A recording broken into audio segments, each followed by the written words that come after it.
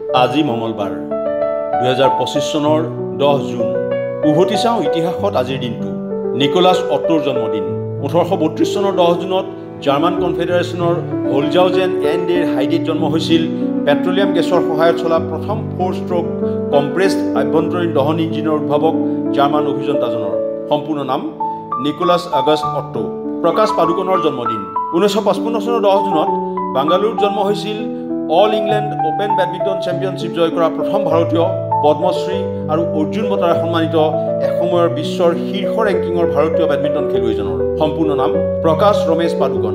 সুন্দৰ পিচাইৰ জন্মদিন 1972 চনৰ 10 জুনত তামিলনাডুৰ মাদুৰাইত জন্ম হৈছিল আলফাবেট ইনকৰ্পৰেশ্যন আৰু ইয়াৰ সহযোগী কোম্পানী গুগলৰ মুখ্য কাৰ্যবাহী বিষয়া হিচাপে গুগল ড্ৰাইভ, গুগল মেপ আৰু জিমেইলৰ বিকাশত মুখ্য ভূমিকা পালন কৰা পদ্মভূষণেৰে সন্মানিত প্ৰসিদ্ধ ব্যৱসায়িক কাৰ্যবাহীজনৰ প্ৰকৃত নাম পিচাই সুন্দৰৰাজন। জীৱনৰ মৃত্যু 1987 চনৰ 10 জুনত 71 বছৰ বয়সত মুম্বাইত মৃত্যু হৈছিল পৌৰাণিক ছবিত নাৰদ মুনিৰ চৰিত্ৰত 49 বাৰ অভিনয় কৰা আৰু পিছলৈ খলনায়কৰ চৰিত্ৰত অভিনয় কৰা জনপ্ৰিয় অভিনেতাজনৰ প্ৰকৃত নাম ওমকাৰ নাথ ধৰ। গিৰীশ কাৰ্নাডৰ মৃত্যু 2019 চনৰ 10 জুনত 81 বছৰ বয়সত বাংগালুৰুত মৃত্যু হৈছিল সাহিত্য একাডেমী, সংগীত নাটক একাডেমী, পদ্মভূষণ আৰু জ্ঞানপীঠ বঁটাৰে সন্মানিত চিনেমা, থিয়েটাৰ আৰু সাহিত্যৰ ক্ষেত্ৰত উল্লেখযোগ্য অৱদান আগবঢ়োৱা যশস্বী নাট্যকাৰ, অভিনেতা আৰু চলচ্চিত্ৰ পৰিচালকজনৰ সম্পূৰ্ণ নাম গিৰীশ ৰঘুনাথ কাৰ্নাড। শনিগ্ৰহৰ দ্বিতীয় আঙুঠি আৱিষ্কাৰ 1610 চনৰ 10 জুনত গেলিলিও গেলিলিয়ে তেওঁ নতুনকৈ বিকশিত টেলিস্কোপেৰে চলোৱা পৰ্যবেক্ষণত শনিগ্ৰহৰ আঙুঠি আৱিষ্কাৰ কৰে। প্ৰথমে তেওঁ ইয়াক গ্ৰহটোৰ দুয়ো কাষে থকা দুটা উপগ্ৰহ বুলি ভুলকৈ চিনাক্ত কৰিছিল। দেওবাৰক সাপ্তাহিক ছুটিৰ দিন ঘোষণা 1890 চনৰ 10 জুনত ব্ৰিটিছ চৰকাৰে দেওবাৰক ভাৰতীয় শ্ৰমিকৰ বাবে সাপ্তাহিক বন্ধ হিচাপে ঘোষণা কৰে। ইয়াৰ পূৰ্বে ব্ৰিটিছ বিষয়াসকলে দেওবাৰৰ বন্ধ উপভোগ কৰিছিল যদিও ভাৰতীয় শ্ৰমিকসকলৰ বাবে এই সুবিধা প্ৰযোজ্য নাছিল।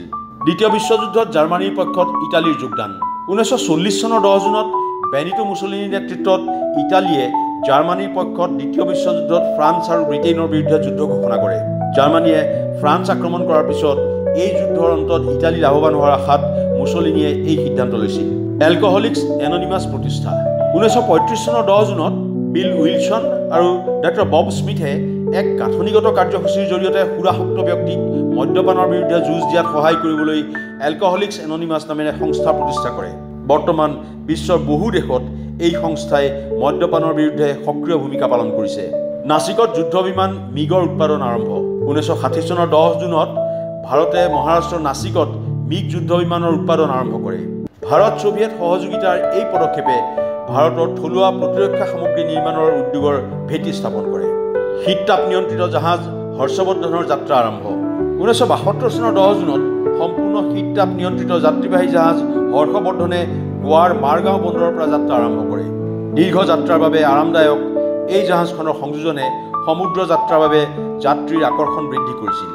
বল পইণ্ট পেইনৰ উদ্ভাৱন 1943 চনৰ 10 জুনত হাংগেৰীৰ ভাতৃদ্বয় লাছলো আৰু জিয়ৰ্গি বেৰুৱে ফাউণ্টেইন পেইনৰ সলনি অধিক নিৰ্ভৰযোগ্য আৰু পৰিষ্কাৰ বিকল্প হিচাপে বল পইণ্ট পেইন উদ্ভাৱন কৰে। বহুলভাৱে ব্যৱহৃত লিখাৰ আহিলাত পৰিণত বল পইণ্ট পেইন উদ্ভাৱনৰ দিনটো বল পইণ্ট পেইন দিৱস হিচাপে উদযাপন কৰা হয়। অট'ক্ৰম লুমিয়েৰ ৰঙীন ফটোগ্ৰাফী প্ৰৱৰ্তন 1907 চনৰ 10 জুনত লুমিয়েৰ ভাতৃদ্বয়ে ফৰাচী কাকত এল ইলাষ্ট্ৰেশ্যনত ৰঙীন ফটোগ্ৰাফীৰ অট'ক্ৰম লুমিয়েৰ প্ৰক্ৰিয়াৰ প্ৰৱৰ্তন কৰে। 1904 চনত পেটেণ্ট লাভ কৰা এই ৰঙীন প্লেট প্ৰক্ৰিয়াটোৱেই আছিল ৰঙীন ফটোগ্ৰাফীৰ প্ৰথম বাণিজ্যিকভাৱে সফল পদ্ধতি। লৰ্ডছত ভাৰতৰ প্ৰথম টেষ্ট জয় 1986 চনৰ 10 জুনত ভাৰতে ক্ৰিকেটৰ মক্কা হিচাপে খ্যাত লৰ্ডছ ক্ৰিকেট ষ্টেডিয়ামত 3খন মেচৰ টেষ্ট শৃংখলাৰ প্ৰথমখন মেচত ইংলেণ্ডক 5 উইকেটত পৰাস্ত কৰে। কপিল দেৱৰ নেতৃত্বত ভাৰতীয় দলে লৰ্ডছত প্ৰথমবাৰৰ বাবে টেষ্ট জয় কৰি ইতিহাস ৰচনা কৰে। ইনফৰমেশ্যন ডেস্ক, দেশ টুডে।